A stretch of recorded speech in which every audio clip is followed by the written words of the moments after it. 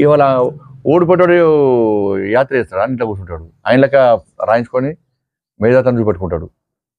ఆయన మూడో ప్లేసు ఇక్కడ కాదు, తెలంగాణలో బీఆర్ఎస్ పార్టీ మూడో ప్లేసు. అందుకే వాళ్ళు డౌట్ తింటున్నాడు, ఆలోచిస్తారట ఏం కారణం పేరు చెప్పి ఎన్నికలు తప్పించుకోవాలని పోటీ చేద్దని ఆలోచన ఉంది బీఆర్ఎస్ పార్టీ.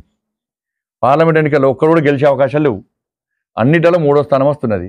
రేపు ఎట్లా ముఖవేట్లు చూపెట్టుకోవాలి, అసలు పోటీ చేసుడా వద్దా అనే మీమాంసలో బీఆర్ఎస్ పార్టీ ఉన్నది. పోటీ చేయాలన్నా, పార్లమెంట్ ఎన్నికల్లో పోటీ చేయాలన్నా వద్దా అన్నట్టు మీమాంసలో బీఆర్ఎస్ పార్టీ ఉంది. పోటీ చేస్తే మా ఇప్పటికే ఉన్న జదివికింది. ఇప్పుడు ఎక్కడ ఏ సర్వేషన్ మూడో ప్లేస్ వస్తున్నది.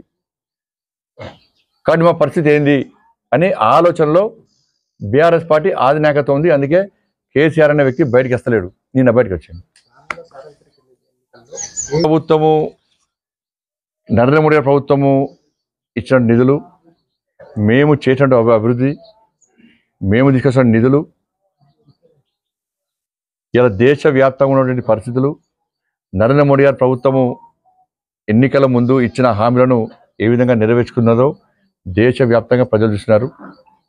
కాబట్టి ఈ దేశం బాగుపడాలంటే, ఇంకా అభివృద్ధి చెందాలంటే, ఈ దేశం ఇంకా మోడీ గారి ఆలోచన వరకు శక్తివంతమైన భారతదేశం ఇంకా నెంబర్ 1 స్థానానికి పోవాలంటే, ఈ దేశంలో పేద ప్రజల బతుకులు ఇంకా బాగుపడాలంటే నరేంద్ర మోడీ గారి ప్రభుత్వము తిరిగి మూడోసారి రావాల్సిన అవసరం ఉంది. కాబట్టి ఎందుకంటే ఇలా గ్రామాల్లో ఉన్నటువంటి బీఆర్ఎస్ పార్టీ సర్పంచ్ల, కాంగ్రెస్ పార్టీ సర్పంచ్ల, ఏ సర్పంచ్లను కూడా మీరు కదిలిస్తే ఇవాళ మాకు నిధులు ఇచ్చింది కేవలము కేంద్ర ప్రభుత్వమే.